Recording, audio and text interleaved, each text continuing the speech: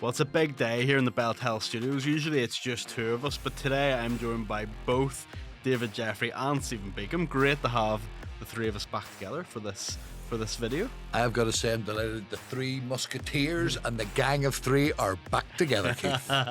Well, we've got to kick off with the big game on Tuesday night. A really entertaining game, I thought, was the 2-2 draw between Larne and Glentoran at Inver Park. Massive match. Andy Ryan scoring the equaliser deep in stoppage time, rebound from a penalty. Stephen, magnificent game. Glentoran they finished the game with 9 men, although the second red card was after the whistle, but Glentoran will feel like this is a game that they should have won. Yeah, I've been critical of some of the Irish League matches this season, but you can't be critical of this one, apart from maybe the referee's performance. But I thought it was really dramatic, Keith. Controversial, had some big moments in it, had a fantastic finish from Pat Hooban, who's on fire at the moment, but it was very, very disappointing ultimately for Glentoran. My own opinion was that Glentoran were the better team on the night. They trailed early on to a disputed penalty and showed real character and a touch of class as well to come back and lead 2-1 through Hooban, who scored both goals. And then he got sent off. Another debatable moment, one that Declan Devine, the Glentoran manager, was furious about. And then there was an injury time penalty for Larne, their second of the match. Andy Ryan had that one saved, but got the follow-up. Larne drew 2-2. Fortunate, in my opinion, because I didn't think they played well. And Shane Andrews was the talk of the town, particularly where Glentoran fans are concerned. There were 3 big penalty calls in this match, Keith. Well, we can't rival Alan Snoddy in terms of analysis, but shall we go? Yeah. We'll go through them. Some of them weren't really caught that well on camera, but we'll start at the beginning. And the first one was Andrew Mills, the Glentoran goalkeeper. He collided with Paul O'Neill. Yeah. Did you think that was a penalty, gentlemen? Well, this one was quite a difficult one to call, I would have thought, in real time. But my initial reaction watching it was no penalty. And having seen the replays after that, I think that reaction was correct. David, do you agree? I'm going to be on the same page as Stephen. Keith, actually, I didn't get watching the game on the iPlayer. I was watching the Linfield Dungannon game. But from watching the highlights, first time of seeing absolutely not a penalty. To me it was just a straightforward collision, 2 players going for the ball, and I understand that Paul sort of made his protest to Shane Andrews, but I, for the life of me, could not see how that was a penalty. I suppose if Shane Andrews was here, and obviously he's not to defend himself, but Mills clearly wins the ball first, but then collides through, and that might be that would be the reason why the penalty. Well, that's my rationale, and okay, yeah, that's a very fair point, Keith, that you're making. That it could maybe be the follow through, but I don't know. In this day and age, there's still got to be a little leverage. The ball's being played. Mills is coming out, at a pace, to get there quickly as you would want him to. He couldn't afford to hesitate, and Keith, for me, it was momentum. But anyway, again, that's our opinion. The second penalty call was the one that wasn't given. Larne shot on target. It's going into the net. Jarlath O'Rourke looks like he blocks it with his hand, but it wasn't given. Yeah, he got that one wrong as well. I'm sorry to say. This was one that actually went against Larne, because to me, that was the most clear-cut penalty of the night, and definitely should have been a spot kick. So that's 2 for 2. 3 strikes and you're out, Shane. I know it's difficult out there, and this was a high-pressure match with a heck of a lot on the line, but then we'll go to penalty number 3. Well, the second one kind of goes by in a flash, doesn't it? Because I wonder, does it skip off O'Rourke's knee first and then his hand? Maybe that's why it wasn't given. I'm trying to make a defence here for the referee. I don't know if I'm succeeding or not. Having only seen it once, again on a highlight, was it argued that his hand was maybe in a natural position, and if the ball has come off his knee, then that's why it wasn't? I don't know. I'm second guessing, but it's certainly, for if I was comparing the first penalty which was awarded, against that, regardless of the teams, that was more of a penalty with respect than the one that Mills came out and a penalty was given against him. The third penalty was the handball deep in stoppage time, Stephen. I find it hard to have a firm opinion on this because I'm not sure the TV cameras really picked it up that clearly, but Declan Devine wasn't too happy. Yeah, it was a heartbreaker for Glentoran because after Houben had got sent off, you thought at that point Larne are going to come on strong here, but Glentoran were holding them at arm's length and actually looked pretty comfortable and confident that they were going to see this out for what would have been a huge result. Injury time comes and the ball's put in the box and the referee gives handball. He obviously saw something that a lot of us didn't. That was the third wrong decision on penalties for me on the night. I know Sheehan got a lot of other decisions right, by the way, on the evening, but the 3 pens for me, he was wrong. Patrick Hoban red card, again, not great footage of it, but Glentoran certainly aren't too happy about it. Declan Devine was furious, in his interview with the club channel, he let rip, and you could see how angry he was. And I can kind of understand that because his players had put on a real show, a real show of strength. Declan has been talking about his statement signings in the winter window, players like Josh Daniels coming in, Aaron McAnuff. Had Glentoran won that match, that was a statement victory. And he will feel that was taken away from his side, who had worked so hard. And, a tough one to take. And obviously, Ryan Cooney, wasn't he sent off after the final whistle for saying something to the referee? So, all in all, a really, really tough night for Glentoran when it looked as if it was going to be one of their best nights of the season. Here's the one thing I would say, Stephen. Keith's right. TV footage isn't great in terms of trying to look and look and look again. But there haven't been that many occasions where Declan goes off in one. I have found him very measured in all of his interviews. He tells it how it is.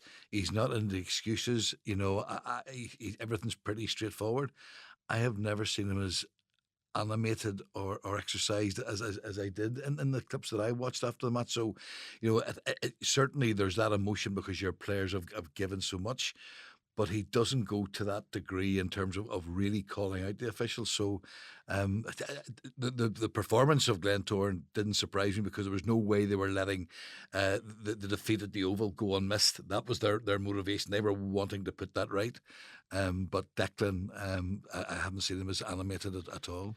I'll say this as well. Probably he knew that that was Glentoran's opportunity to really make this title race something special, and they needed to win because if you look at the table this morning, they are still 13 points behind Larne. They do have 2 games in hand, but matches are starting to run out. He'll still be ripping this morning. He'll be thinking that was taken away from us. And when you've got a striker like Pat Hoban in such great form, he could now be missing games through suspension, and that's going to hurt as well. We must mention Pat Hoban, his gesture that he's carrying out in terms of something really classy, I think, Keith. He's donating the match ball that he scored a double hat-trick with against Carrick in January to raise funds for brave Belfast girl Edie Dorian, who a couple of years ago was diagnosed with CLN2 Batten disease. So we wish Edie all the best and her lovely family all the best. And I congratulate Pat on doing what he's doing. And I know thousands of pounds have been raised through his GoFundMe page already. And, we criticise and we praise whenever it is deserved. And I'd just like to say, fair play to you, Pat Hoban. That is a touch of class. Pat Hoban, class act on and off the pitch. Yeah. A big result at the Coleraine Showgrounds as well. Portadown 1-0 up for the majority of the game. Fight back in the last 15 minutes. Coleraine come back and win 2-1. David, that it does keep the title race alive. I suspect if they hadn't won there, we might be, giving up on it and saying Larne are all but champions. Yeah, you would think so, Keith. I've got to say, you can feel very much for Portadown. What footage I saw back, they did tremendously well, particularly first half. They were the better side, and who would have thought that part-time team travelling away to full-time Coleraine midweek? And I'm not getting into the part-time full-time bit again. Go on. But there is there's that very much distinct advantage. And Portadown, went about their business tremendously well. You've got to say that obviously second half Coleraine came right back into it. Heartbreaking for Portadown. I would suggest probably relief from Rory Higgins, because those are the games Coleraine are expected to win, and if you don't win those games, then there's no point talking about the games against Larne, against Glentoran, or against Linfield. With respect, that's the baseline. So delighted Rory Higgins, particularly with the second half. Heartbreak for Niall Curry, whose players give their absolute all for him, and but it certainly keeps the title race interesting. Going into injury time, and both matches at Larne and at Coleraine, Glentoran were winning and Coleraine were drawing. And it seemed as if Glentoran were going to be the team that were now suddenly going to challenge Larne. At the end of the match, Larne drew 2-2 with the Glens, and Coleraine got that injury time winner against Portadown. Very, very important night for them. You could see by the celebrations how much it meant to them. Rory Higgins and his staff were running down the touchline. The fans were going crazy. The players were all coming together. These are the sort of results that can galvanise a late charge. So it'll be interesting to see if Coleraine can build on that now, Keith. I thought it was a really important result, because bear in mind, even if you don't win the title, and that's the aim for all of these teams, if you finish second, you're guaranteed European football. David, you were at Windsor Park last night. A 6-0 win for Linfield against Dungannon Swifts, and a badly needed one. Well, there's no doubt, that Linfield needed a reaction to the disappointment of being put out of the Irish Cup by Limavady. I think most people were frightful, possibly, because Dungannon are no mugs, they're no fools. They are, an excellent side, and they thought, well, how will the Linfield players respond? Well, I thought they responded absolutely brilliantly. Not even just the 6-0, finishing line, will tell the story. There was an energy, there was a commitment, there was a desire in terms of passing the ball quickly, early, looking to go forward at every opportunity, creating chances, winning tackles, all of the things that you need to win a game of football. Rodney will probably disagree with me, but it's not that Rodney McAree, that is, it's not that I felt that Dungannon were poor. Dungannon, if you were to look maybe statistically in terms of the retention of the ball and ball possession, they had big chunks of the play. But Linfield on the night were incisive, with the respect of the final goal, which is a tremendous finish. Charlie Allen, great layback, and young Sean Brown comes in and absolutely buries it. That on top of the Matthew Fitzpatrick, hat-trick, and Isaac Bird, contributing also. It was a really, really, really good performance, because like anything, momentum, when you're winning, that can carry on. When you get a defeat, it's how you respond the next time round. And I've got to say, David Healy and his players deserve a great deal of credit, because that was not a big banana. It wasn't even a banana skin. That was a really, really tough, exacting game. And on the night, they did tremendously well. Stephen, Cliftonville 3, Bangor 1. Are Bangor in danger of being sucked into this relegation battle? I think they're going to be safe enough, Keith, because Glenavon missed a big opportunity last night.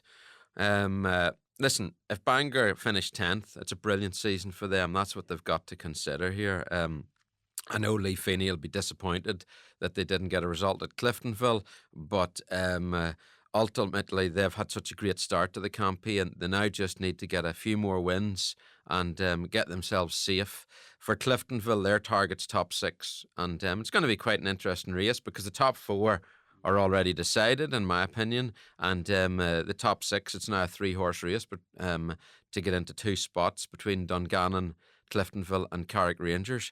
And interesting that Joe Gormley scored yet again. What a legend that guy is, and set Cliftonville on their way to a 3-1 win. Also important to mention that we've talked so much about off the field issues with Cliftonville Football Club. Maybe now they can focus on the field issues, and they've got an Irish Cup to win, and they've got a top 6 place to go for. So there's still loads to play for at Cliftonville Football Club this season. David, finally, last game, Carrick Rangers 2, Glenavon 1, Stephen Baxter, manager of the month. He's on a roll at the moment. What a response to the disappointment of going out of the Irish Cup against Coleraine at the weekend, where for 90 minutes they did more than enough to match Coleraine, and yet the quality that the Coleraine possessed then came out during the extra time. And you're sort of thinking, will there be a little bit of a hangover at some stage, given winning the County Antrim Shield, given that run that they were on? But did they come back and answer it with aplomb, and Stephen Baxter deservedly got the manager of the month. What he has achieved over this short period, never mind over maybe a longer period, has been absolutely excellent. I thought it was a really impressive performance. On the night, I thought Glenavon would have maybe done a little bit more, and I expected a little bit more, because under Michael O'Connor there certainly has been a big change. You think if they've had victories against Glentoran, victories against Linfield, you're thinking, well, can they do that one? And those are the games that really they need to be picking up points. But Carrick showed their experience, their professionalism, and the talent and ability that's there. And I've no doubt it was ringing in the ears that Stephen said, listen, boys, I'm not content in terms of winning the County Antrim Shield. I want to get that 6th position. That's where we need to be. At the very least, we want 7th. So I would expect that's the targets he has set himself. And so the result was maybe a surprise, in that Glenavon, I felt, could have done possibly more, weren't able to do so, and on the night Carrick were deserved winners.